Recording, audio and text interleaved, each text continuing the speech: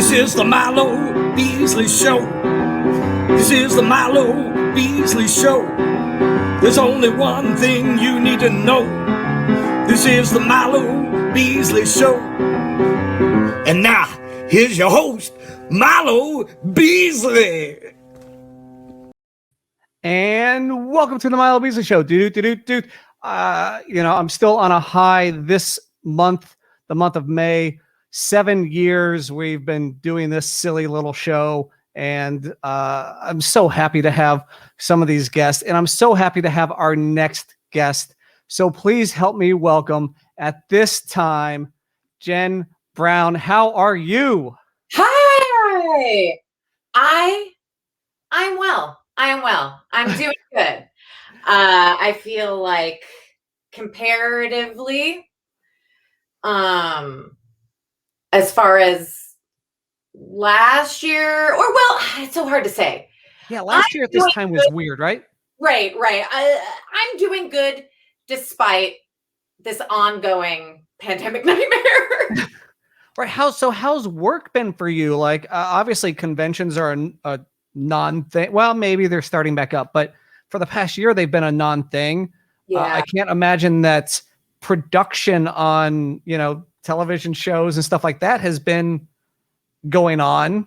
Yeah, no, it's been rough, to be honest, to be a gig worker and an actor in this time. However, I was lucky this time last year, actually exactly a year ago, I was working on my TV show, Genre Graveyard, for Rey Network. And we, right at the beginning of the pandemic last year, we were asked to pitch an idea to Rey. And by we, I'm talking about me and my dear friend, Rafael Ruiz, who we've written scripts together. We've done a lot of work together. And we were approached, and he basically was like, oh my gosh, we should do like some sort of women in caskets type thing. And I was like, yes, I've been wanting to do like an Elvira meets Pee-wee thing forever. And we had just moved into this house, and this was all blank. And the whole stipulation with El Rey and getting the show approved was we had to prove that we could make a show start to finish, all aspects that they would just license. So we would be in charge of literally everything. Oh, well, that's super low budget. Right. So they could get some sort of content during the pandemic. So it was really cool to be able to, be asked to pitch my first show to a major, network, and then, or a cable network, and then have it approved and picked up and aired. Of course, the sad part being that El Rey folded at the end of December last year. So only 4 episodes aired, but we own the show. right. We got to finish rough cuts for most of 12 episodes. And we are in talks with another network right now about getting season 1 and then coming on as an original for season 2, fingers crossed. So it's just taking a little bit longer than we wanted it to. And pandemic, entertainment moving a little slower than usual. And they say this all the time in the business, and it sounds so silly, but it is 100% true, which is things move slow as molasses and take forever until they don't, and then it's like a freaking rocket ship. So yeah, molasses state. Last February, I quit my real job to start a TV show, a talk show. Well, what happened in March. People couldn't sit next to each other. So how am I going to have... Yeah. It's been a year. I feel you. It's like ours is a Genre Graveyard is a genre film talk show, variety show, interview based thing. But because we kind of have this like fantastical element wrapping it all up, we had to come up with ways to shoot it social distant, but also still not look like we were just doing a Zoom show. Right. So since my husband and I live together, my co-host is Don Humphreys, my best friend. We have a podcast about horror movies, Women in Caskets. And we came up with this sort of convention She's an introvert and she doesn't like being on screen anyway. So there's a reason we've been a podcast forever. And B, we couldn't sit next to each other. So we decided to make her a puppet. And so my husband would like, you do the puppet like laying, like this was our set. You'd be laying on the ground, like doing the puppet right here. She'd be in another room with headphones on. And since he's an improviser and he's listened to us record the podcast for 4 years, like he knows Dawn's sort of pace and rhythm as she speaks and had to like predict his mouth movements with what she was saying. And shockingly, he did so good. We didn't have to do that much lining up in post, which is crazy. Like we still had to, but it was not nearly as much as we thought we were going to have to do. So it was really fun to like be like, okay, we have all of these stipulations. Right. It's really the Robert Rodriguez mantra of filmmaking, which is work with what you got. And Dawn and I both ran a theater company together in Austin for years. And I do design, I do costumes, I do sound and all this stuff. So we were like, well, we can't hire anybody. So I'll make the set and we'll, turn this whole backyard into a weird electric company on acid thing. And Dawn's puppet was a puppet from her childhood that she gave a makeover. And we had all the guests were people that I know through the film circuit and the genre and horror film community. And they all said yes. I'm so happy. And because we had this sort of creepy graveyard package, we just were like, oh, well, it's not Zoom. The Hands of Doom are bringing all our guests to us. So we kept being like, how can we make this look like just a cool concept show and not that we were cutting corners because of COVID? Right. So when you start working on, season 2, in pitching and stuff, are you going to go with the same concept, or are you going to be like, all right, now we have things available to us, or are you going to be like, hey, this kind of worked in season 1, those, or and keep doing that? So a mixture of both. So in the conversation that we have had with the network that we're talking to right now, nothing's concrete, but he kind of asked us, well, we love what you're doing, for the budget. It's super impressive what you're able to pull off.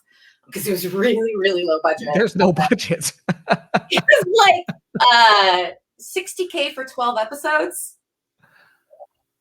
That's nothing. No, it's nothing. Yeah. And Rafa and I both had like 10 jobs apiece. Like there's a musical number we wrote that I sang and like we wrote lyrics to. There's all these really grand ideas that they weren't sure we would be able to pull off, but that's just because they didn't know us.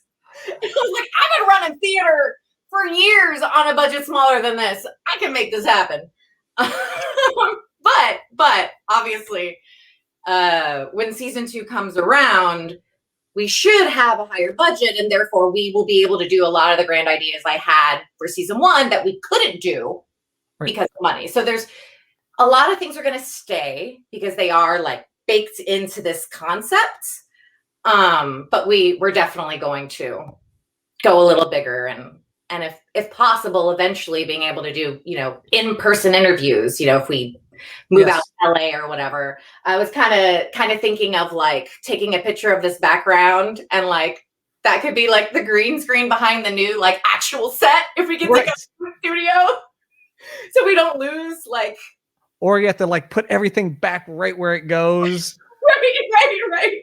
Which is fine. I mean, I'll do the work. I worked like basically 24 hours a day on the show last year, and we're crazy proud. It's very much everything that is me distilled down into like, oh, you want to know my aesthetic? Here, watch my show. Right. That's pretty. Yeah, that's pretty spot on. I would say. Yeah. So I will say I felt lucky to be able to do that. Now, granted, the budget was so small, and we still wanted to make sure that we paid the people that were involved. It didn't end up, making the year perfect financially, but being able to have that focus during the beginning of all this insanity really, really helped a lot, because I didn't have time to worry as much about the nightmare. I just had to worry about, okay, what's the next shoot? What's the next interview? How are we going to get this shot? How are we going to get this done? Oh, I got to do my hair and my makeup and write this. And, you know, so I work well under pressure like that. So I loved it. And I can't wait to get back to finishing post on it. Right. And get it out to everybody. I'm really hoping that by the summer we can release season 1 and just hopefully people will understand, oh, this was filmed like a year ago. Right. Slightly out of date, but still relevant because we're still dealing with a pandemic. Just right. It'd be great. We would have mentioned that we couldn't because it was filmed last May. Right. So while everybody else was making banana bread, you were making a TV show. Yeah. That's pretty amazing. Yeah, I really, even if it doesn't end up getting picked up, which is unlikely because we are really proud of what we did and it was relatively cheap to make. And there's definitely a crowd and an audience for like queer, weirdo, feminists, people who love Pee-wee and Elvira and horror movies. Like it seems like a small demographic. There's conventions for that. There's horror conventions all over the country. I would love to see you take this to different conventions and do showings at these conventions. Ding, ding, ding, ding, ding, ding, ding. That is 100% the ultimate goal. Because when cons were still in person, Dawn and I would bring women in caskets. If I was ever booked as a voice actor, we'd also be like, oh, well, if you bring Dawn out, we can do panels. And almost every con I did for the past year or so before the pandemic. 2 years ago, yeah. Dawn was involved, and I'm fully vaccinated now, so I'm really excited about getting back out into the con world. Aside from obviously, financially helps me continue making my art. I just love it. I'm an extrovert, and I love meeting people, and I'm clearly a nerd. So cons are like my fucking Disney World. Oh, can I cuss? It's the internet. Or my, fucking Disney World. I love that shit. So I miss it. And it's, how I would see a lot of my friends and how I made a lot of friends. Absolutely. That's where we met. And I do have to tell you, so the day we met, so Leva Bates, the librarian on AEW, came up to me and she was so giddy that you knew who she was. She was like, she's like, oh my God, Jen Brown just came up to me and she knows who I am. And she was so giddy that you knew who she was and that you wanted to talk to her. I was giddy that she knew who I was. When she started following me on Twitter, I was like, what?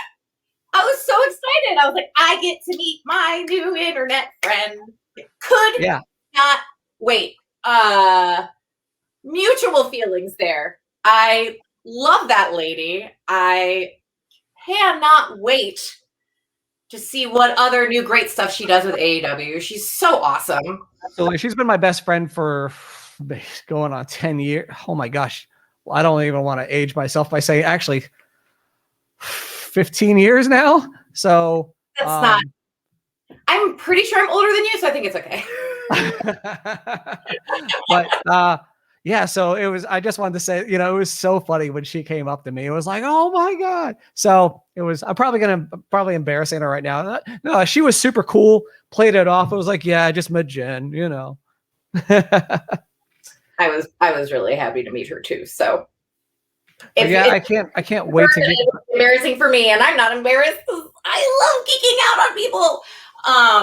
But I understand that. I mean, I feel like her and I are similar that way in cons. We're both genuine nerds in the best possible way, and here we are doing these cons and being on the same level with people that we've admired and looked up to forever. So I understand that feeling 100%. So when it gets thrown back at me, And I'm also feeling that way. It's just like, yay! You don't think I'm a weirdo. How many times have you fanboyed out at conventions? Well, okay. I got better because I realized you had to keep it in for the most part. So I kind of had a thing where I would like wait until the end of the convention after I'd already had some casual conversations with the person that I was geeking out to be like, oh, by the way, Right. really love you. Like the first big con I did was like big con was Supernova. And that's in Australia. And you do like a 2-week tour because you do 2 different spots. So you get like an extended period of time in Australia. And then all the other guests that are booked on that tour, you all travel together, you stay in the hotel, like you're very close. And Pearl Mackie from Doctor Who was on that tour, and I love her, and I love Doctor Who, and like as a queer woman and a weirdo, like I was like, oh my God, she dresses exactly how I dress. She's queer. She's on Doctor Who. She's the best assistant. Like I was obsessed with her, and we got along immediately, and I waited until the last day of 2 weeks to be like, by the way, I really love Doctor Who, and I think you're amazing. I've been like holding my geek in this whole time, and she's like, oh, that's awesome. She'll give me like a big hug, and she's just the coolest lady. But I've been pretty good about learning how to like play it cool. I'll say the only time where I like was really close to breaking was with Robert England, because you can't tell, I got my Freddy pinata there. I also have a bunch of Freddy stuff that's just, I have an entire Freddy wall over here. I have my doll. I have 2 different vintage Freddy dolls. Like a cereal, I have the whole thing. Anyway, Freddy's like, I got a Freddy tattoo. Like Freddy's my ultimate. And right. Okay. He Dragon Con a couple of years ago, he was there, and we had like photo ops like at the same time in like the back area. And I saw Amanda Weiss, who I'm also obviously in love with, because, you know, and I was talking to her, and I was managing to keep it together. And I was like, look, I just, you know, really, really love your work, and Nightmare means everything to me, and blah, blah, blah, blah. As we're talking, I had no idea that Robert had walked in and was sitting like directly behind me. And she goes, would you like to meet Robert? And I went, and she goes, let's go meet Robert. And she just like grabs me and walks me over to him. And I was like, hi. And it like took everything in me to not lose my mind. And I was like, I can't talk about my dad, because if I talk about my dad, I'm going to cry, because my dad's dead. And he was the one who like got me in a nightmare when I was young. And, you know, we bonded over all that stuff. I was like, but I'll mention that, you know, I had a Freddy at my wedding, that I had a horror theme wedding, you know, just trying to.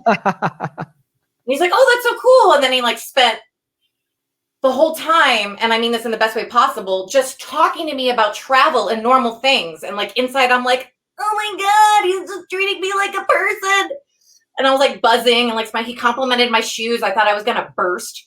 And then he went into his thing, went away for his photo shoot. And I turned around, and the whole RWBY crew, all the other of my fellow actors from RWBY, who had like been sitting there watching the whole interaction, because they all know how I feel, were like, and I turned around, he walked out past the curtain. I probably should have waited a little bit longer before I did this, but I was bursting, and I just like went, ah, and like dropped to my knees and started breaking down in tears. Like, just like, it was so overwhelming, because he was my ultimate. It was a really lovely moment. The only time I'd met him before was for a photo op at a convention that, you know, I paid for, that Dawn and I paid for, and I couldn't speak. I froze. And tears started streaming out of my eyes. So the fact that I waited for all that to happen until after he walked away, I was pretty proud of myself. So then when you had your breakdown, you had to go take photos then? Well, yeah, luckily I pulled it together really quick. Okay. It was a 30-second like, and then I like, okay, got it out. It's out. Like put on my old blotters, fixed up my, I wear waterproof mascara for that exact reason, just cleaned up under the eyes and pulled it together. Like a professional. Yeah. Yeah, that was hard. That was really difficult. Yeah. So I wanted to ask you about, your obsession, your love for horror. So it started with your clearly with your dad then. Yeah. He introduced me to Nightmare when I was like 5 or 6, which I know sounds like insane, but it's true. And I wasn't scared of it. I was like obsessed with it. I thought it was amazing. I loved Freddy.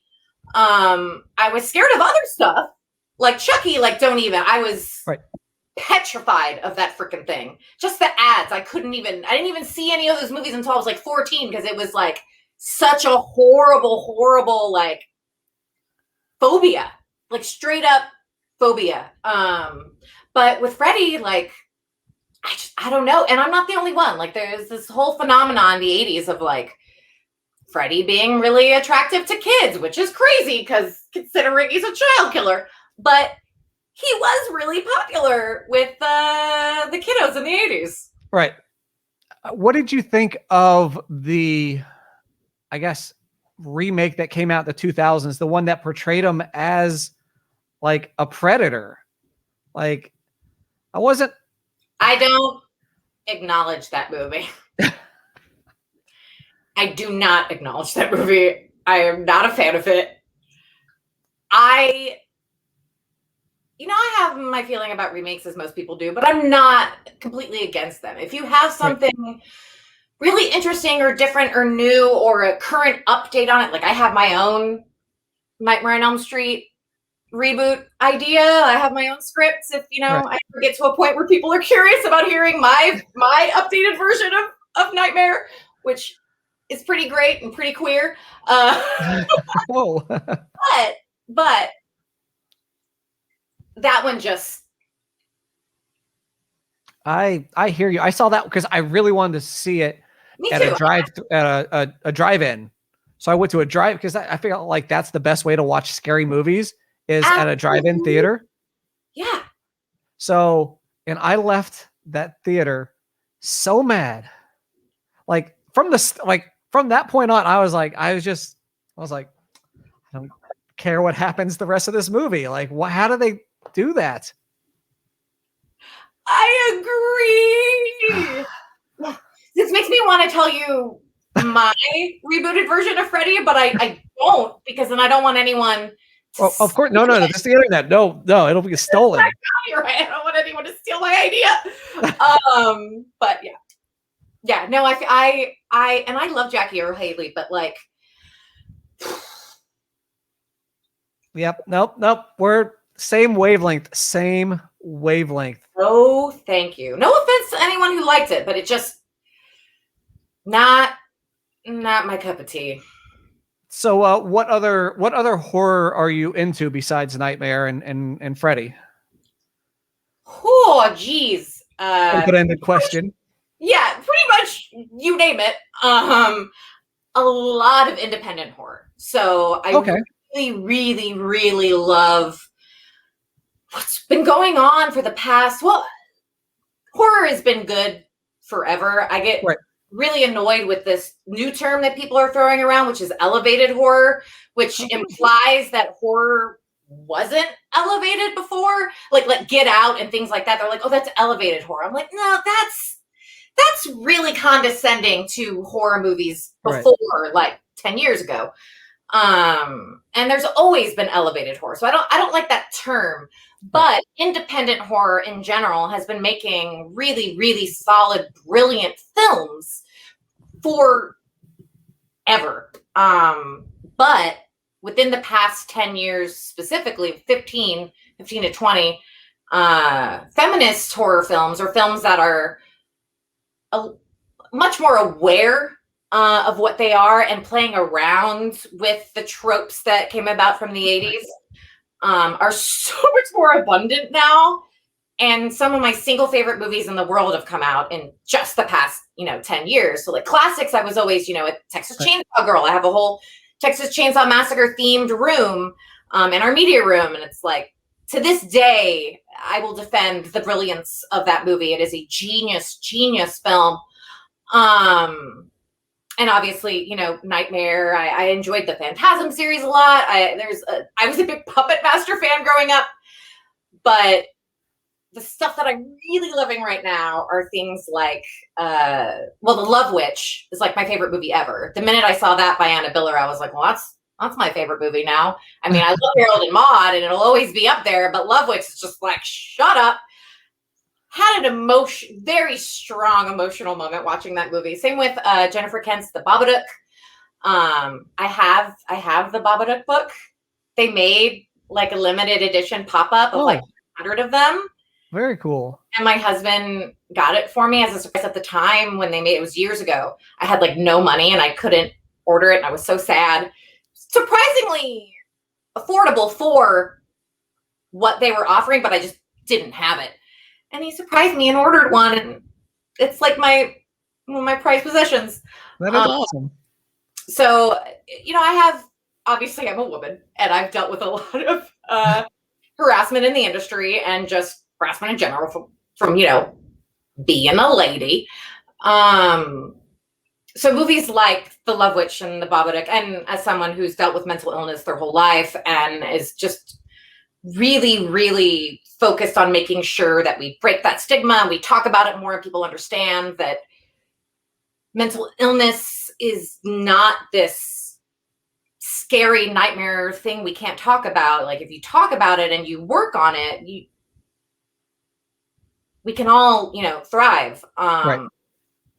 I could talk about mental illness forever, but I won't. But just saying, Babadook has a beautiful message about mental illness and everything. And then of course there's just like a million other movies recently. Like a lot of the movies we covered on Genre Graveyard, the people that we interviewed are more recent films that I'm obsessed with. Like there's this gorgeous lesbian werewolf modern fairy tale called Good Manners out of Portugal and Brazil. That is everything you want a movie to be. Absolutely in love with it. Knives and Skin is this like film noir, like dark sort of like feminist lynch film that really plays around with the trope of the dead girl. It's so freaking good. It's on Hulu. It's on Hulu. Okay. Yeah, it's on Hulu. I think it's still on there. Possessor, which was freaking amazing, is also on Hulu. 12-Hour Shift, which was my favorite movie of last year, which was by Brea Grant, who directed it and wrote it. She also wrote and starred in Lucky, which is another amazing horror movie from last year. That's my husband and I dealt with some pretty awful, stalkery, creepy, like neighbor situation this year. That was like legitimately terrifying. And that movie really sums up that fear that a lot of women have about just existing, right, without being, targeted or harassed. Really brilliant film. There's just so many. So there's a podcast called The World Was Wrong. Okay. And it's hosted by Andres Jones, who's a friend of mine. I met him through a horror convention years ago, and he plays Rick on Nightmare on Elm Street 4, which was like, I had like a huge crush on him when I was a kid. Like I loved that character. Nightmare on Elm Street 4 is one of my favorites. Anyway, point being, he has a podcast. I guest on it from time to time. And this week, actually Tuesday, their Noscars 5-hour podcast came out, which is, you can imagine, it's the opposite of Oscars. So right. They had a bunch of people come on as nominators, and I was one of the nominators, and had us talk about like our favorite movies and nominees for films that weren't recognized by the Oscars. So I would absolutely like suggest anyone go and listen to the Oscars episode of The World Was Wrong, because at least, you know, find the 30-minute segment out of the 5 hours that is mine, because I'm quite proud of my nominees and my list, and a lot of the movies I just mentioned are obviously on that list. But there's a lot. I mean, I could go on forever. I'm just obsessed with horror movies. There's a million things I didn't list. Of course, right. Now, being a horror fan, have you been able to get out to Halloween Horror Nights at Universal Studios, either Orlando or Hollywood? So I mentioned how I had a horror-themed wedding. Yes. Correct. So our honeymoon was at Halloween Horror Nights in LA. Which one? Orlando or? In LA. In LA. I haven't been out there yet. I live in Orlando, so I go to Horror Nights all the time, and we got to get you down. Florida's open for business. I don't know about Texas, but Florida is open for business. Come here. Come hang out at Horror Nights with me. Come hang. So Leva and I go to Horror Nights together all the time. Come hang out with us. This is an invitation. We'll make it. My husband and I have been wanting to make it down to Florida because he has family there, and we were supposed to go last year before. Right. So we definitely want to be able to. There's a Beetlejuice house this year. There kind of was last year, but there will be this year. Yes.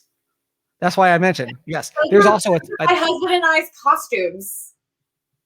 So this year, is it? Last year. Yeah. We bought the like masks, and then we had a professional makeup artist friend of ours kit bash them to make them look like amazing, because they're decent masks, but they're very like mass produced. And she like highlighted and shaded, just they are gorgeous. We've got them on little mannequin heads in our office.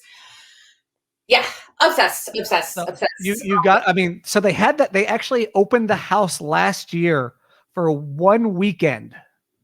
And I was able to go through a couple times. It is you, Jen. Okay, we'll talk off air, but we will schedule you to come hang out with us sometime between September, October to come. Has to happen. And I'm bringing my husband because he would not want to. Yes, big party. Yeah, the one we went to was the Stranger Things year, where they did the Upside Down, which was amazing. But the best, they also had a Poltergeist house. Yeah. Which was unfreaking real. It was my favorite one. It was so they had the same one down in Orlando, and you start off by being underground and looking up at the house. Oh, it was amazing. Not LA, but wow, that sounds cool. It was, oh my God. Like you start off by like in the pool, because like, it started off like the pool scene. Oh, as if you were looking up at the house before being discovered. Yeah. In LA, it was just like there's the house and you walk in it, which was still amazing. But like, holy crud, that's incredible. Yeah. And there's rumored to be a Texas Chainsaw house this year. A creep show house. In Austin, we live like an hour away from the actual Texas Chainsaw house. It's here in Texas, and it's actually a bed and breakfast. Huh. It is. It's a bed and breakfast now. At the top, they have, like, if you go upstairs, that's where they have all the memorabilia. But downstairs, it just looks like a little, Texas country. Right. Kitchen, just very quaint. Everyone eating there is just normal old white people from the small town.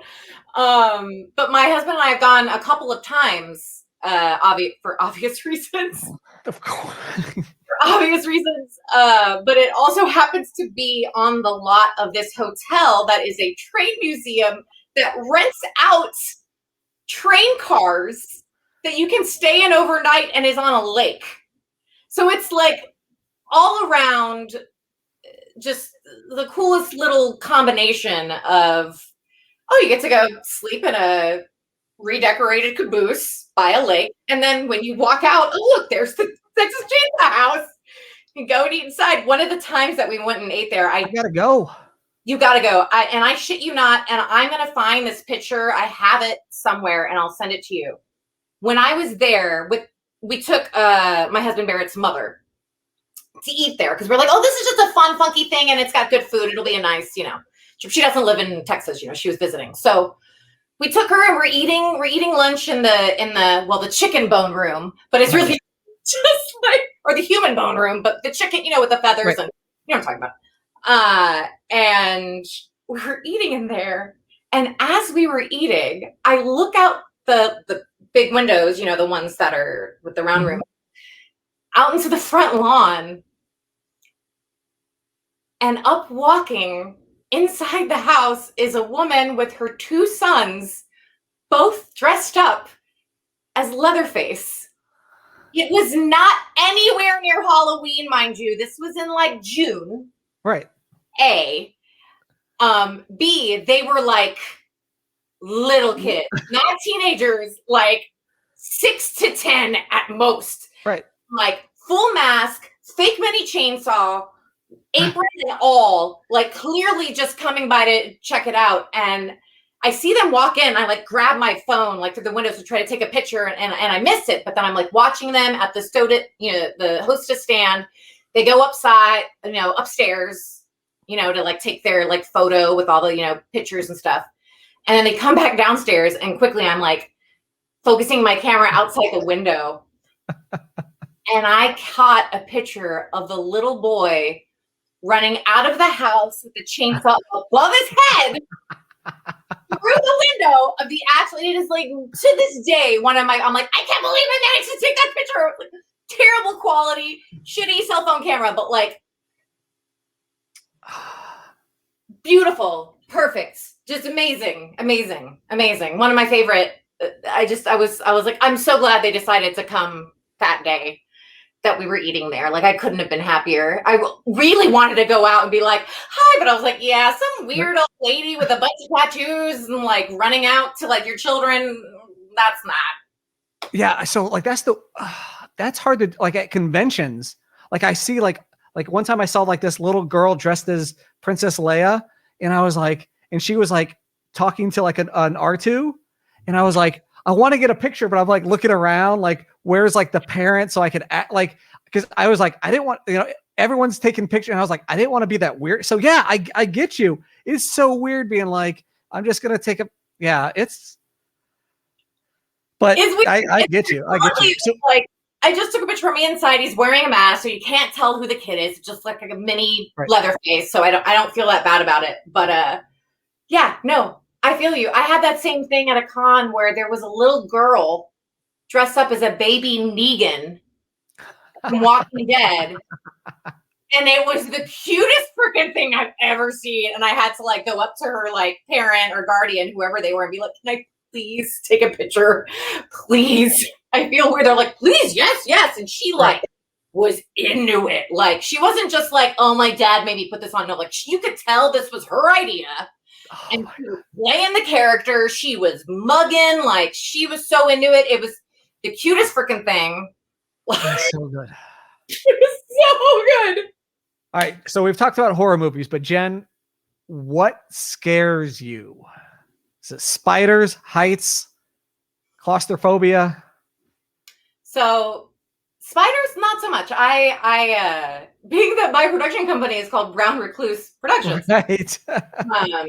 I am a big fan of spiders. Now, when they get to a certain size, I'm a little bit more cautious, but I like spiders. Snakes don't bother me. I actually have always wanted to pet snakes. So I don't really have an issue with that, to be completely honest, and destroy any of my cool kid punk rock cred. Terrified of cockroaches. Terrified. I've gotten better. It's more of like they're a trigger for my anxiety. So like now that I've been, find the right combination, and my OCD and my anxiety has been under control for years now, it's gotten so much better than it used to be. It's not nearly to the level that it was, but yeah, anyone that knows me knows that that's like like phobic, like completely, like one of the only horror movies or horror bits that has ever made me just like, I cannot freaking stand is obviously Creepshow, because of that freaking scene and even though it's brilliant, it's so good. I like everything about me. I'm just like, ugh, I cannot watch cockroach, like the standard ones. Now the big water bugs do not scare me. Like, it's just a little, not little, but the ones that are like, about an inch long, and can fly. Yes. I have no problem exterminating every single house I live in, because I live in Texas. I pay for roach treatment. I cannot.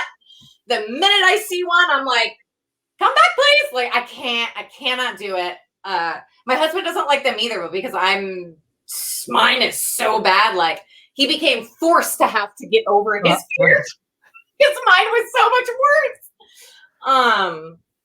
So yeah, that, and then open water. I can get that one. I mean, they make horror movies about that, so yeah, it's not just you. Legitimately scared the shit out of me, right? Because I was like, that happened, and being eaten alive by an animal or a psycho person is like my number one greatest fear. Like, period.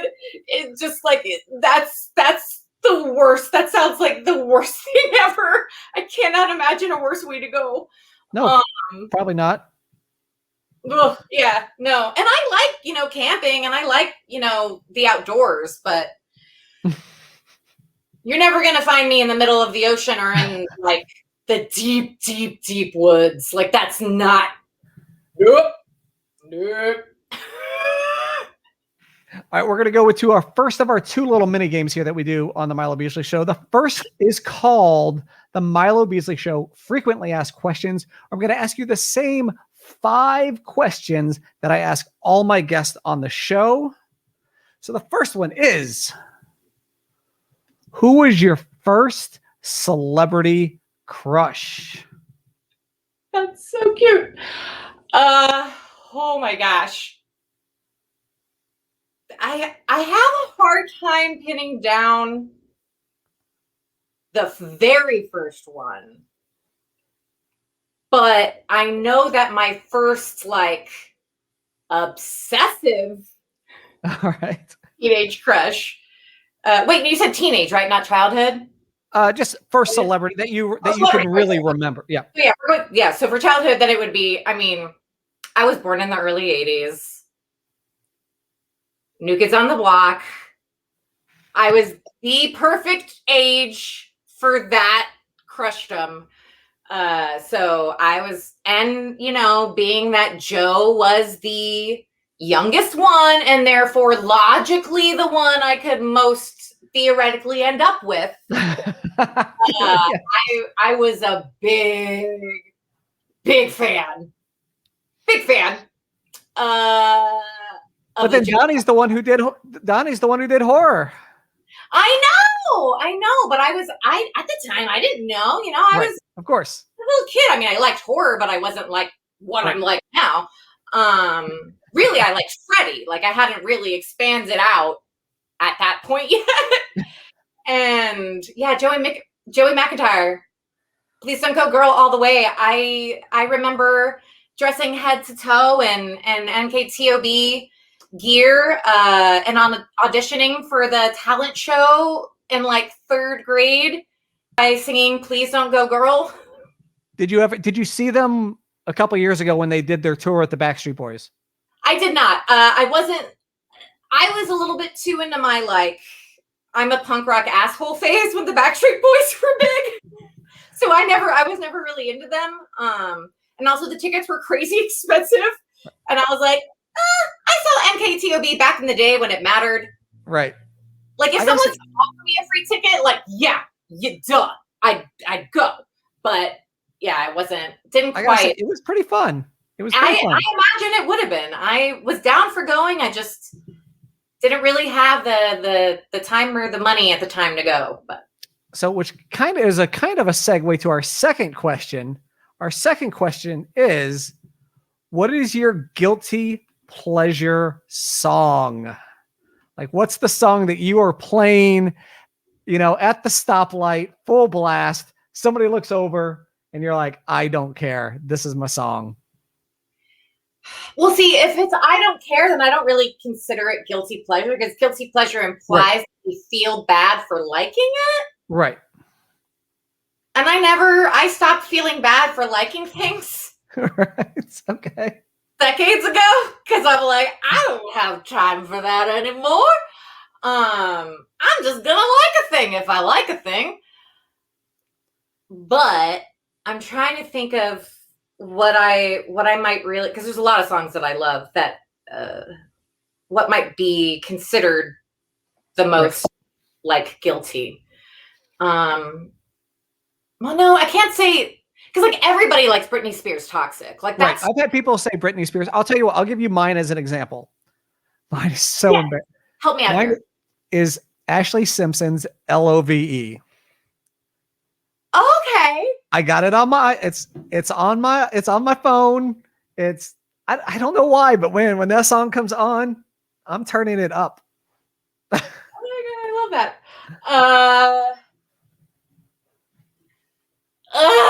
Guilty. Oh, this is so hard. What do I like that's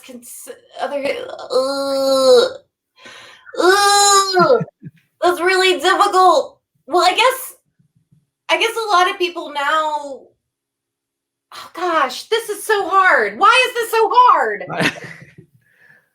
Asking, it's always the hard questions here. Everything I think of, I'm like, oh, but I don't really feel that guilty for liking that. Well, I guess, okay. So like I grew up on a lot of music, but 80s like cock rock, like glam rock. Oh, like massive. And I like really, really, really love the song High Enough, which was the Damn Yankees. Yeah. I mean, it's not the highest form of music, so like I guess that's a perfect guilty pleasure. I love because I have the Monsters of Rock. Or no, it's on Monster Ballads. High Enough is on Monster Ballads, and I have it. So I love that song. I love that song. I love it. I love it. I love it. I think it's amazing. Yeah, unabashedly. Love me some High Enough. All right. So question number 3. This is if you had to, if your life depended on it, would you rather fight a horse-sized duck or 100 duck-sized horses? Like, what do you think that you could, of the two, what do you think you had a better chance of surviving?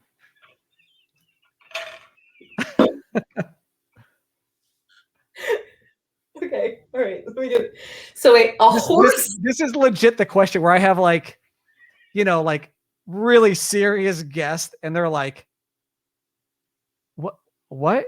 Like I had like a Heisman Trophy winning quarterback, like NBA player, and he's like, what?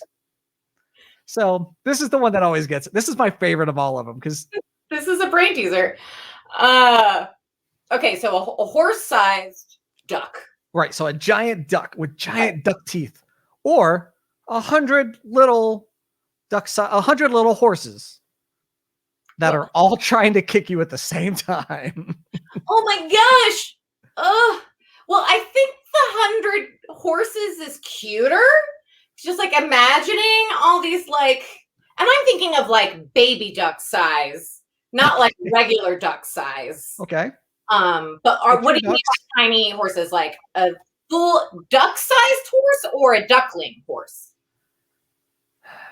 like, I guess like a regular, like a mallard size, like a foot But off the not ground. that tiny. That's, Not that small. right. It isn't. I mean, that's like a foot. Yeah, like a foot. Yeah, like a foot tall horse. 100-foot tall horses.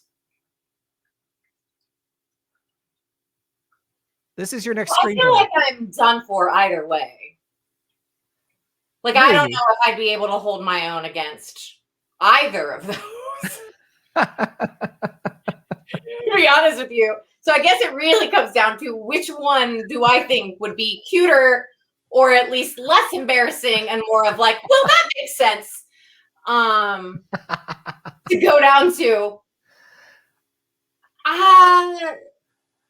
Oh my gosh. Well, I might have a better chance. I might have a better chance of beating the horse-sized duck. Right. Because it doesn't have like. Ooh, doesn't right.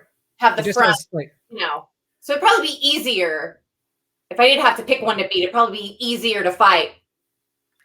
You get around its legs like it's an AT-AT on hog. Exactly, that's what I was thinking. You just got to get those 2 webbed feet tangled up, and at least hog tie it or somehow, or find a way to noose the neck and like wrench it. It's probably easier. I definitely think the 100 not so tiny horses would be practically impossible to beat, but I also think it's just so much cuter. It is. If you could somehow tame them, they would be definitely. Yes, exactly. If that was an option, if I could charm them and get them to be my friends, and then I just have this like army of not so tiny horses. Right. I'd be unstoppable. All right. So here's another one that everyone hates me when I ask, because it's an easy question, but it's the hardest question you're going to hear today. Question number 4. What is your favorite movie quote?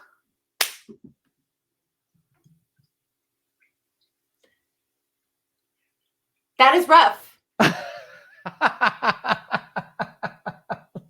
is rough. However, I feel like I have an unfair advantage. Okay. For this question, because I briefly mentioned how The Love Witch is my favorite movie, but my favorite movie before, and is still really, they're tied. Harold and Maude has been my favorite movie for ever. Massive Hal Ashby fan. Love Ruth Gordon Booker. The whole, everything about that movie is just stunning and perfect. And it's the exact combination of all the things which I love, which is like dark comedy, genuine horror, but then beautiful cinematography, gorgeous storytelling. Everything about the movie is genius. So I have a quote from that movie tattooed on my ankle. Oh, which is one of my favorite, and probably my favorite movie quote ever. So that I feel like I kind of have like a little bit of a cheater on that, because it's obviously my favorite, if not one of my favorites, since I put it on the body. But it's from the monologue where Ruth Gordon is talking about all of the protesting and fighting and activism she used to do in her youth. And then she closes it up with, zoos are full, prisons are overflowing. And then this is what I have on my ankle is, oh my, how the world so dearly loves a cage. And it cages my ankle. That's great. And I love that. It's just that concept of just, the world likes to cage up whatever it doesn't understand. And it just reminds me that I'm going to be put in a box by people no matter what. So to just try to always stay true to who I am. And try not to cage other people in either. If that's I like it. It really does. It's always been very significant. Yeah. For me. Oh my, how the world so dearly loves a cage. It's good. It's good. All right. Question number 5. It's a fill in the blank. It's a finish this sentence. I would be a millionaire if I had $1 every time. Men ask me why I don't shave my armpits. I would have so much money.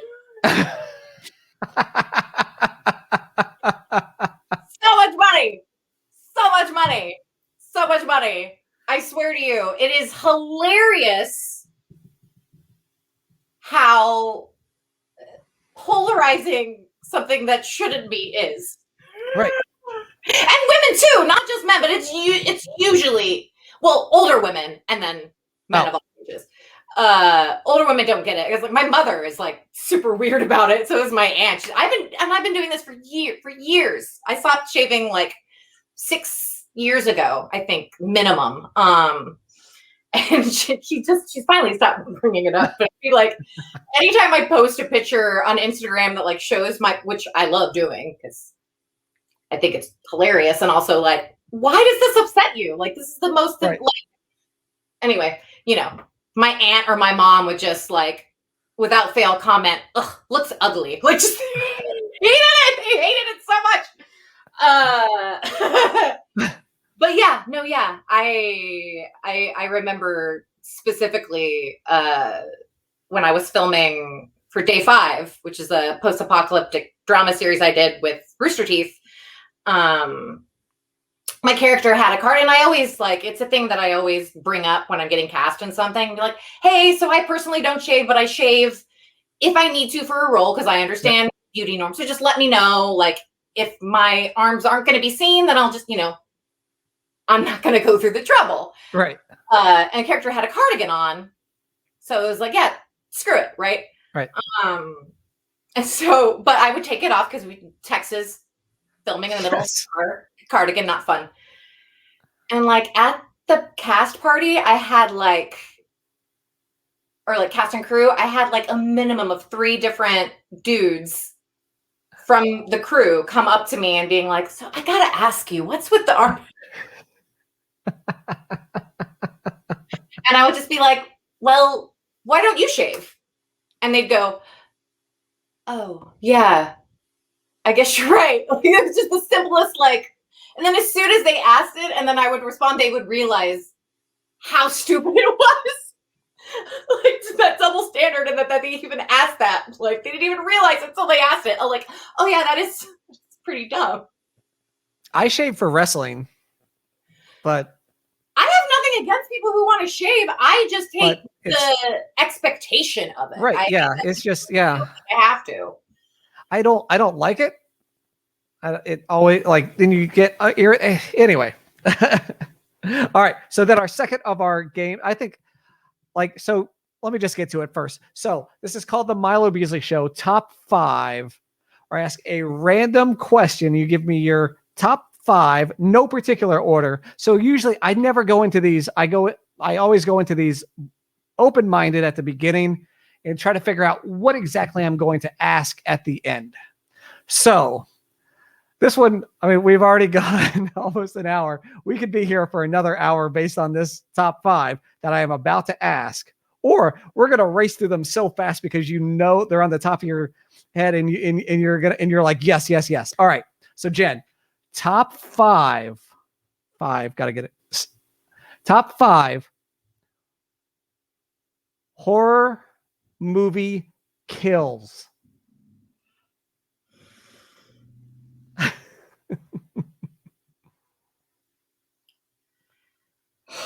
Got to get all emotional up in here. Narrowing that down, just the top 5. No particular order, just five of your favorite thens. Okay, so one of my favorites, and again, this is no particular order, right. But I don't know if you've ever seen House of the Devil. No, I haven't. Okay, so House of the Devil, I'm a huge fan of that movie. It is homage to slow burn satanic panic horror from the late 70s, early 80s. It takes place in the, early 80s, like 81-ish. Okay. And it's about a girl who gets hired to babysit this old woman in this house that's an invalid, essentially, and is wandering around the house, you know, by herself. Eventually, of course, she realized that, you know, these are Satanists and they've hired her because they want to sacrifice her. And it's a very slow burn build, but for me, I think it's expertly done. That genre, the slow burn, has to be done right for me to love it, and it is done right in House of the Devil. But the first kill doesn't happen until like 30 minutes into the movie, like a long time. And when it happens out of freaking nowhere, and it's just like, what the fuck? I remember the first time I saw it, I had to stop and rewind it and watch it over and over because it was just like, what the fuck just happened? And it's essentially the best friend of the girl who's been hired has dropped her off. She's driven away against her best interest. She wants to stay with best friends, like, no, go. And so she's like, okay, fine. And so she gets in her car and she drives off. She pulls over to light a cigarette. Cigarette's not working. You know, strange guy comes out of nowhere, scares her, and is like, need a light? And she's like, yeah, I need a light. And, you know, lights her cigarette, and he's like, looks at her weird. He's like, so what are you doing here? You know, like, she's like, oh, you know, and he's like, wait, you're not the babysitter? And she doesn't even get like a quarter of the way through saying, no, I'm not the fucking babysitter. She doesn't even get the full line out. And all of a sudden he just pulls out a gun and shoots her straight in the head. And it happens so quickly. And so like the switch, like that switch of him being like, oh wait, you're not the person I'm supposed to keep alive. Like from the friendly to the, oh, you're expendable, is just like, oh, it's so freaking good. And it is one of the only kills in the entire movie. And it was so freaking genius. It's oh my God. And I love her. I just forgot her name. From Frances Ha, and she did Lady Bird. Yep. Total brain fart right now. Greta Gerwig. Yep. Right? I think so. That's right. Sounds familiar. So I can't believe I forgot. I love her. Anyway, she's the one who plays that character, and she's an amazing actor. And she just, there's no sense of, you don't even realize you're in a dangerous situation until the dangerous situation has already happened. It happens so fast, and you're just like, whoa, like, love that kill. Will always love that kill. I'm going to count every single thing that happens in Suspiria. The original is one because I can't choose. All right. But if I had to, it would probably be the opening one with the stained glass and the shattering, because it's just that movie, so freaking beautiful. Like, has inspired like my entire aesthetic. I mean, I kind of have a little bit of stained glass Suspiria-y motif going on in my dress here. Yeah, huge Suspiria fan. So definitely there. My number one kill of all time, I would say, the only one that gets in order. Okay. Is obviously, Nightmare on Elm Street, Tina, where she gets dragged across the roof. Because I don't think, in my personal opinion, I don't think you'll ever top that. For me, right. It's so legitimately horrifying, absolutely terrifying, and a beautiful shot, impressively done, with genius special effects and a rotating room. Like, it's one of the most brilliant things ever shot on film ever, is that entire death scene. So that's number one. So that's three. Let me see two more. Texas Chainsaw Massacre. Okay. Because it's the one that messes me up the most. It's the meat hook. Oh, yep. Okay. And that messes me up. Yeah. That's very hard. Like it doesn't matter how many times I've seen that movie. Like I can have fun watching most horror movies. You know, that is so horrifyingly upsetting on every level. Like that, it's just so visceral and real and so yeah, I mean you can't, I mean just that, oh my god, that movie's so brilliant. And that there's still people who think it's true to this day. Like that is just a testament to how brilliant that film is. Okay, and so then my one more. Right. All of them. One more.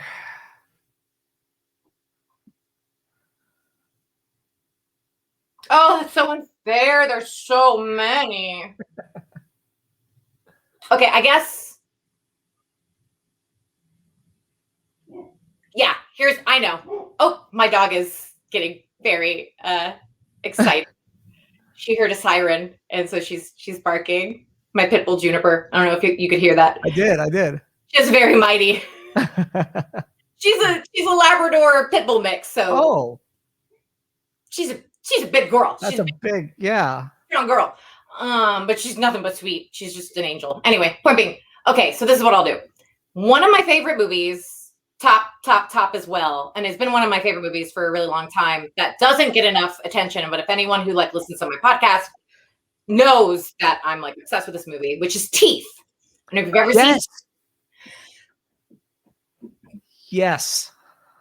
I tell everyone and their mother to watch it. It's such a genius, like the most feminist movie from a man I think I've ever seen. It's so good. It's just, it's brilliant. It's a brilliant film. And there's a lot of good kills in that one. But I think my favorite, and it isn't technically a kill, but I'm going to count it because it's a maiming. Right. And that's with the doctor. Because the scene goes from being obviously horrifying, upsetting, and really not okay to fucking hilarious while he's being like strewn around and her fucking reaction and her face. It's just like so freaking hilarious. So I would say that or the maiming of the gentleman right she sleeps with and doesn't realize until later that he like was, you know, being an asshole and scamming her, because you get that gorgeous shot that like one of the single actually it has to be this one, because you get that beautiful shot of her standing up with her legs and like plop comes his penis and he's like they're screaming, bleeding, and she's just like, yeah, that's what you get, you piece of shit. Fucking love it.